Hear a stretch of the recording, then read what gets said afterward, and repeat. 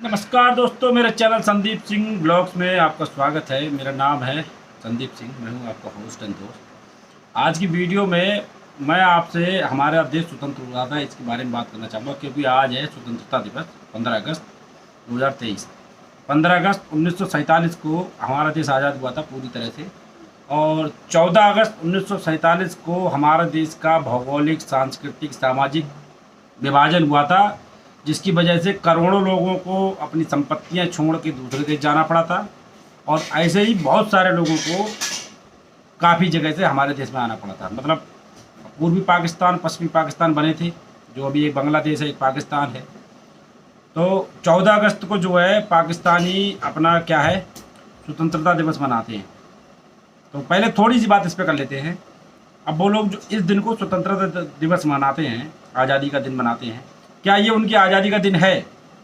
क्या 14 अगस्त 1947 से पहले, you can come if you want to कम,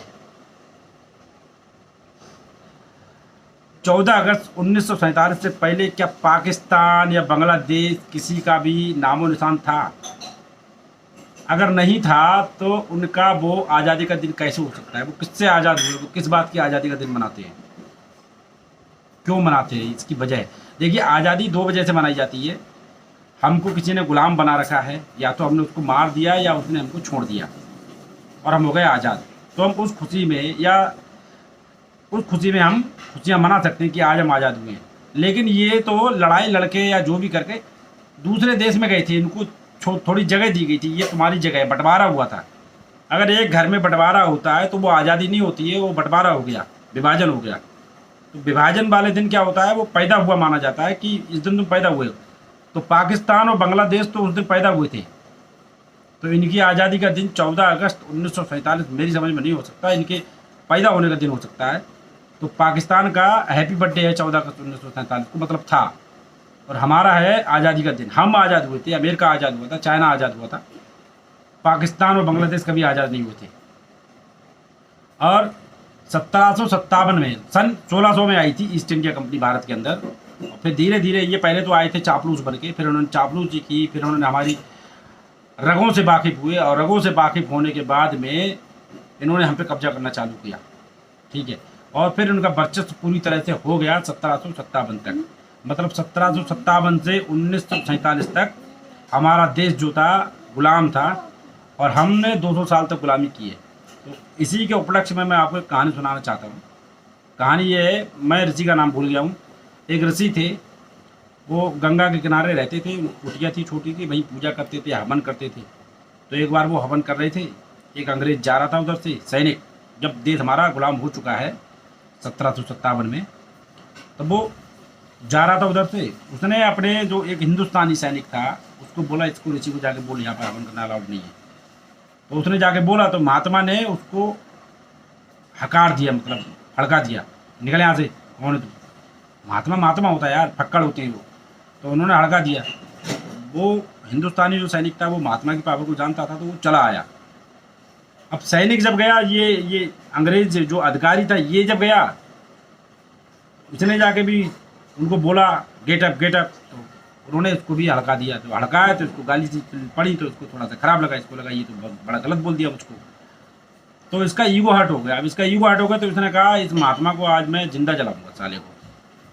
उसके वर्ड बोल रहा हूँ मैं, जैसा उसने बोला या जो उसने समझा। क्योंकि अब क्या किया, उसने सैनिक बुलाए, बोले एक चिता बनाओ यहाँ पर। गंगा के किनारे चिता बनाई जाती है, महात्मा को पकड़ के जबरन उस पर बिताया जाता है और नीचे से आग लगा दी जाती है। कहानी बहुत छोटी करके बता रहा हूँ मैं आपको, वीडियो ज़्यादा बड़ी नहीं होनी चाहिए। तो क्या होता है, चिता धू धू करके जल रही है, ये सैनिक देख रहे हैं। ये सैनिकों ने, जो हिंदुस्तानी सैनिक थे, सैनिक तो मतलब सिपाही जो होते थे वो सब हिंदुस्तानी ही होते थे लगभग, एक आध को छोड़ के 99%, 99.9% हिंदुस्तानी होते थे सिपाही। तो इन्होंने रखते हुए डर भी रहे थे कि महात्मा है, इसको पता नहीं है अंग्रेज को, लेकिन ऑर्डर फॉलो करना था तो रखा इन्होंने। अब इन्होंने रखा तो क्या होता है, चिता धू धू करके जल गई। लगा कि अंग्रेज, वो महात्मा भी जल गए होंगे, लेकिन महात्मा की न चीखने की आवाज़ आई न चिल्लाने की आवाज़ आई। थोड़ी देर बाद महात्मा क्या होते हैं, महात्मा उस चिता में से निकल आते हैं बाहर, ऐसे ही बिना जले हुए। उनको अग्नि ने जरा सा कुछ भी नहीं किया। तो अंग्रेज डर गए बहुत ज़्यादा कि ये कैसे हो सकता है। तो उससे क्या कहते हैं, अंग्रेज को उन्होंने बोला हिंदुस्तानी सैनिकों के थ्रू कि जैसे आज इस चिता में से मैं जिंदा वापस आया हूँ निकल के और मुझे बाल बांका नहीं कर पाया, ऐसे ही आज से 200 साल बाद हमारा देश भारत भी ये अंग्रेजों रूपी चिता से बाहर निकल के सही सलामत आएगा। और वो उनकी भविष्यवाणी सच हुई। ठीक 200 साल बाद हमारा देश आज़ाद हुआ था।